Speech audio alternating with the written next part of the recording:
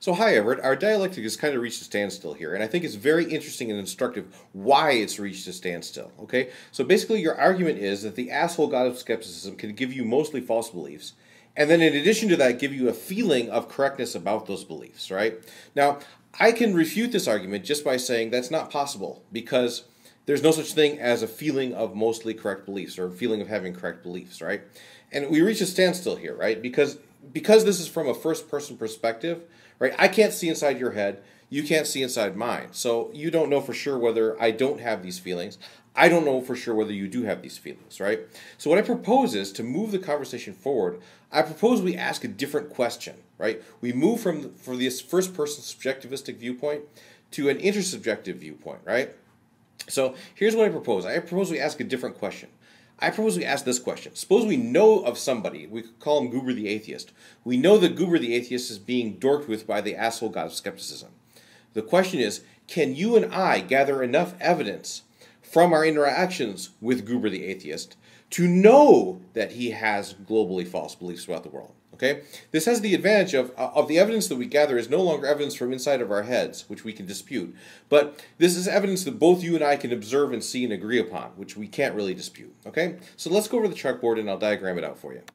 Okay, so here's the setup. Both you and me are observing Goober the Atheist here, right? And let's stipulate from the beginning. We know for sure that the asshole god of skepticism is dorking with Goober the Atheist, right? That's not in dispute. What is in dispute is, did the asshole god of skepticism actually succeed in giving Goober the Atheist mostly false beliefs about the world, right? And let's see if we can tell that just by interacting with Goober the Atheist and seeing what he says, right?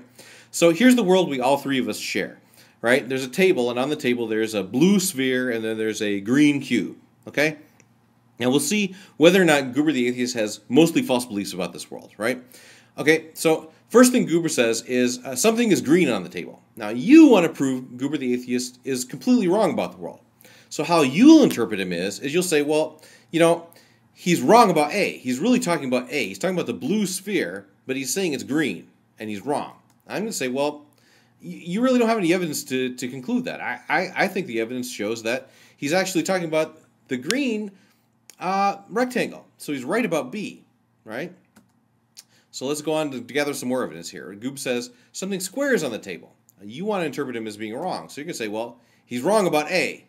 And I'm going to say, well, actually, he's right about B, okay? So here's how it works. What evidence do we have in front of us here so far? Goober said two things. Something square is on the table and something green is on the table. You want to interpret him as being completely wrong. So you're going to interpret him as talking about A or talking about nothing at all. I want to interpret him as being completely correct. Now, here's the kicker, okay? Which one of our interpretations has more evidence and better evidence? I would say that my interpretation has better evidence than your interpretation does. Okay, the more falsehoods you attribute to him, you kind of drain away the case that you're interpreting him correctly at all. Now, I only wish I was smart enough to think of this argument. This actually is called the principle of charity. What I'm doing towards Goober the Atheist here is adopting towards him what's called the principle of charity. I am trying to interpret him as being as correct about the world as possible. This was invented actually by a fellow by the name of Quine, who was at Harvard, and was taken up, adopted, and extended by one of his students, Quine-Davidson, to his own nefarious purposes. So this is textbook Davidsonian analysis, basically, what I'm giving you here, okay? So basically what it is the principle of charity is kind of like a transcendental argument, in that it's saying, what are the conditions under which a conversation can actually happen? And Quine-Davidson basically claims that one of the conditions under which a conversation actually happens is in order to interpret a person at all, you have to interpret them as being largely correct about the world, and as having basically the same beliefs that you have in most cases, right? And the reason that this is true, okay, the reason that this principle of charity, he argues for it this way is, I mean, on the face of it, it seems a very odd principle, right? But here's the thing, right? The more error that you attribute to somebody, right? If you think that they're so much wrong about the blue sphere, okay, the less evidence that you have that your interpretation is correct, that they actually are talking about the blue sphere. You know, they're talking about the green cube instead, right? So attributing error to somebody drains your evidence base, basically, for your interpretation. Now, I'm sure what you're saying is, well, the conversation could have gone this way. Goober the atheist could have said some things which were obviously false, right? So let me give you a second conversational scenario here. Back over the chart. Okay, so let's actually give Goober the atheist some false beliefs here, right? Say it says, there is a spoon, right? And, of course, you say, Neo-style, there is no spoon, right? And now suppose he goes on to say, something round is on the spoon. And you say, well, he's wrong about B. There's nothing, there's nothing round going on here. He's not talking about a round thing. He's talking about a square thing. And there is no spoon. I say, well, he's not totally wrong. He's actually right about A. Something round is somewhere. All right. And now let's say he goes on to say something blue is on the spoon. You say, well, yeah, he's wrong about B. B is green, not blue, and there is no spoon. What I would say is, well, he's right about A. And maybe he thinks that the word for table is spoon, right? Maybe he's just wrong about the asshole god of skepticism. May have just switched two words in his mind, not made him globally wrong, right? So basically, what I'm saying is, the more truth I attribute to Goober the atheist, the more correct beliefs that I attribute to Goober the atheist, the more evidence I have that this conversation, that my evidence is actually correct. Okay, and the more error that you attribute to Goober the atheist, this drains evidence away from your interpretation. Okay, it undercuts your interpretation. If you say he's wrong about the spoon, he's wrong about there being blue, he's wrong about there's something being round, this undercuts your interpretation that he's actually talking about the same situation that we are. Right?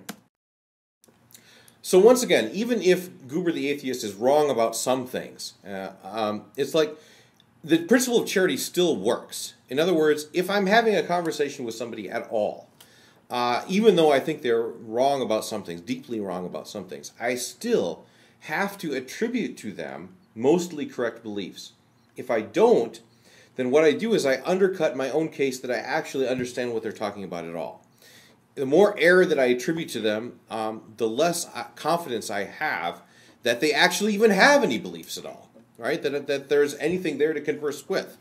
Okay, so let's try a further scenario under which Goober the atheist is just completely saying random things. Okay, back to the chalkboard.